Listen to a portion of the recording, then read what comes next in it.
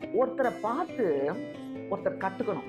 இன்னொருத்தர் கத்துக்கணும். அதாவது அவங்க குடும்பம் நல்லா இருக்குதே, ரெஸ்பான்சிபிலிட்டி சூப்பரா இருக்குதே, அவங்க எல்லாத்தையும் பொறுப்பெடுத்து செய்றாங்களே, இந்த மாதிரி உங்கள ஒருத்தர் பார்க்கும்போது, அது உண்மையாகவே உண்மையான எனக்கு ஒரு ஒரு வண்டர்ஃபுல் எக்ஸாம்பிள் அது.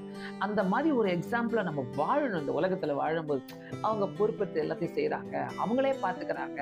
அவங்களே எல்லாத்தையும் செய்றாங்க. யாரும் பெரிய ஒரு ஆபீசரோ, ஒரு பெரிய யாரா இருந்தாலும் சரி, அவங்கவங்க வேலைய அவங்க தான். நமக்காக யாரும் பிரஷ் பண்ணி விட மாட்டாங்க. நமக்காக யாரும் மூஞ்சி கழுவி விட மாட்டாங்க. நமக்காக யாரும் ட்ரெஸ் போட்டு நம்மள குளிப்பாட்ட மாட்டாங்க. நம்ப தான் அந்த ரெஸ்பான்சிபிலிட்டிய தான் we have to share.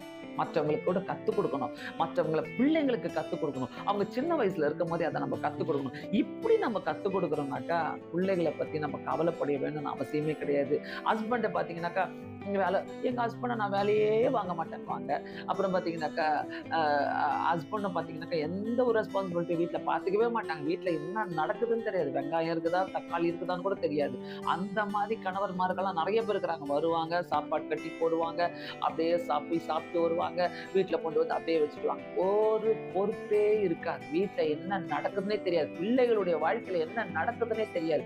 இப்படிப்பட்ட கணவன்மார்களும் உண்டு, இப்படிப்பட்ட மனைவிமார்களும் உண்டு. தயவு செய்து ஒரு குடும்பத்துக்குள்ள பொறுப்பு இருக்கணும். பிள்ளைகள் ஒரு பொறுப்போடு வளரணும்னாக்கா, கண்டிப்பா அந்த வீட்டுக்குள்ள ஒரு பெரிய அ ஒரு ஒரு யூனிட்டி இருக்கணும்.